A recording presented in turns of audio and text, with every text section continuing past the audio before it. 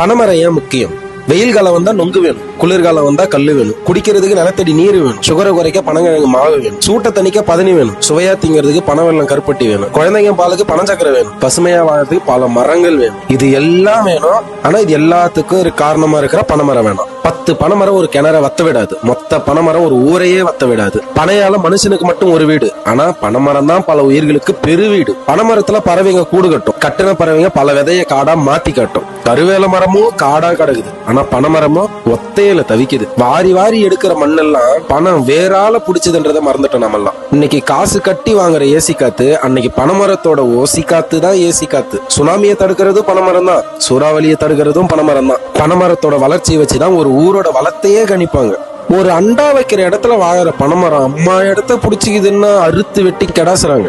100க்கு மேல பயன் தர ஒரு மரத்தை சூளைக்கு வெறும் 100 ரூபாய்க்கு வெட்டுறது எவ்வளவு பெரிய பாவம்ல. ஒரு ஒத்த பனைமரம் ஒரு வருஷத்துக்கு எவ்வளவு பனவெல்லம், பதனி, கல்லு, பனஞ்சீனி, நொங்கு, பனம்பழம், பனங்கிழங்கு, இன்னும் எவ்வளவு கைவினை பொருட்கள், எவ்வளவு திங்கிற பொருட்களை கொடுக்குது. அதற்கான நன்றி கொஞ்சமாச்சு நம்ம கிட்ட இருக்கா? பாலைவனத்துல கூட வளர்ற பனைமரம் பாவம் இந்த தமிழ்நாட்டுல பட்டு போகுதுன்றது எவ்வளவு அவமானம். அடுத்த தலைமுறை சாக போகுதுன்றதை புரிஞ்சு பனைமரம் வெறும் மரம் மட்டும் இல்ல, அது இயற்கையை கொடுத்த வரம்னு உணர்ந்து அனைவரும் சீராக்குடன் பனைமரம் நடுவோம்.